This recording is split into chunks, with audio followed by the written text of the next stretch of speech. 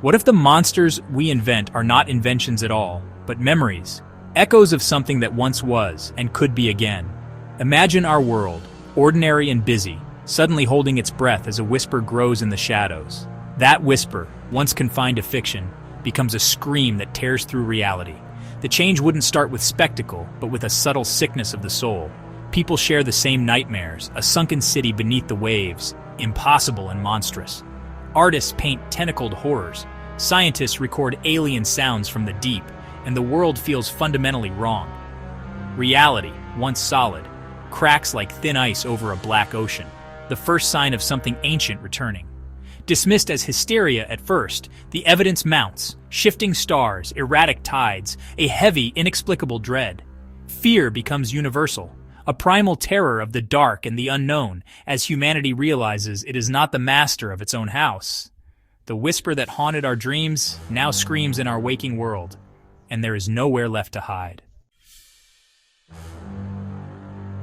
We know the name, Cthulhu, thanks to H.P. Lovecraft, who wrote of a cosmic entity dead but dreaming in the sunken city of Relier.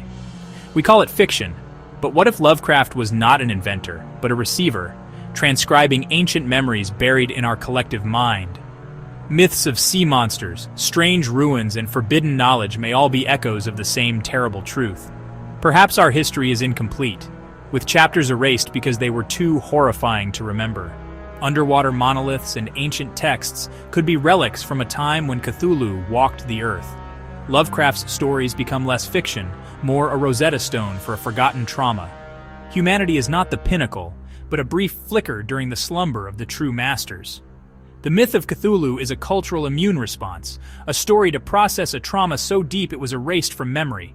If the myth is a memory, then the prophecy of his return is not a plot device, but an inevitability. We are simply waiting for the stars to be right once more.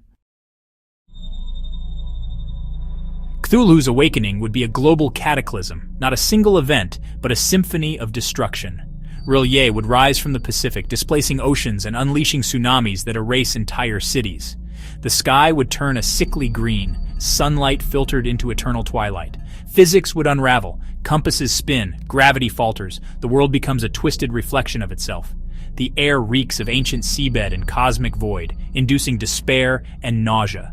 A low, telepathic hum invades every mind, shattering sanity with alien visions. This is not a swift end, but a slow dissolution, Earth itself rejecting us, remade in nightmare. Humanity, once masters, become terrified insects in the ruins. The planet is transformed, its systems thrown into chaos by the presence of an alien god. The age of man ends, and a new, terrible era begins. Human society would not just crack, but shatter under the psychic assault of Cthulhu's awakening. Sanity is the first casualty. Visions of cosmic voids and alien geometries drive people mad. Mass hysteria erupts. There is nowhere to run from a horror inside your own mind. Governments collapse, law and order vanish, and armies are useless against madness.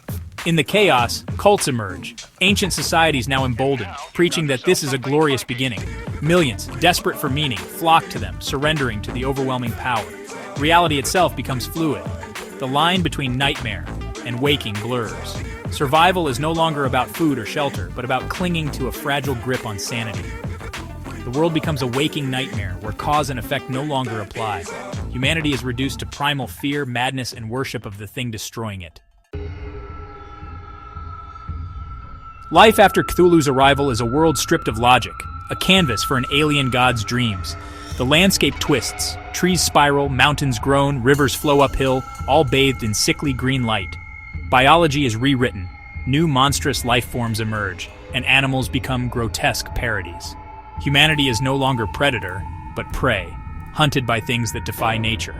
Time loses meaning, twilight is endless, moments stretch and compress, past and future blur. People experience memories of events that never happened, haunted by futures that never will. Existence becomes a disorienting, endless present, filled with dread and confusion. Survival is a curse, enduring an endless parade of horrors, watching everything familiar warp beyond recognition. Rebuilding civilization is impossible. The only goal is to endure the next moment and keep madness at bay. Life under Cthulhu is not a struggle for freedom, but a prolonged waking nightmare. There is no escape, only endurance. The human spirit fights back, but how do you resist a being like Cthulhu? Weapons are useless. His essence is not physical but psychic and cosmic. The true battle is in the mind. Some turn to forbidden lore, hoping ancient rituals can banish what was summoned.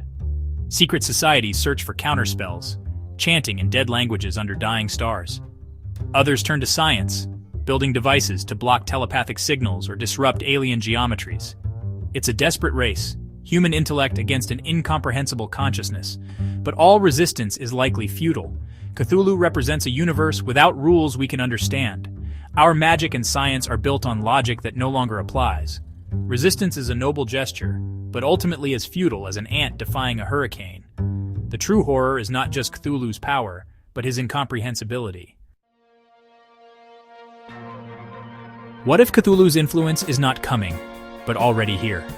The myth says he lies dead but dreaming, his dreams seeping into our world.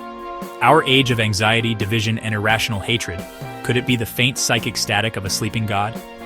The dream of Cthulhu is a slow-acting poison, manifesting as nihilism, despair, and self-destruction. Perhaps we are not drawing the blueprints of our own destruction. The ultimate horror is not the monster in the deep, but the monster within. Our free will may be an illusion, our thoughts subtly twisted by a dreaming entity. Cthulhu does not need to awaken to win. His nightmares become our reality.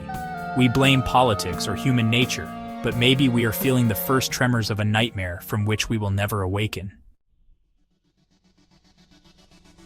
Whether Cthulhu is a literal monster or a metaphor, his story is a dark mirror for our world. The myth explores human fragility. Our civilization is a fragile island on the shores of an infinite unknown ocean. We cling to control and meaning, but Cthulhu whispers that we are insignificant, and the universe is not for us. The fear of Cthulhu is the fear of the unknown, of madness, meaninglessness, and mortality. The myth gives a name and form to the chaos we glimpse in disaster and crisis. As we learn more about the universe, we realize how little we know. Cthulhu is the symbol of that cosmic dread. The story is a cautionary tale, warning against arrogance and reminding us to respect the mysteries beyond our understanding.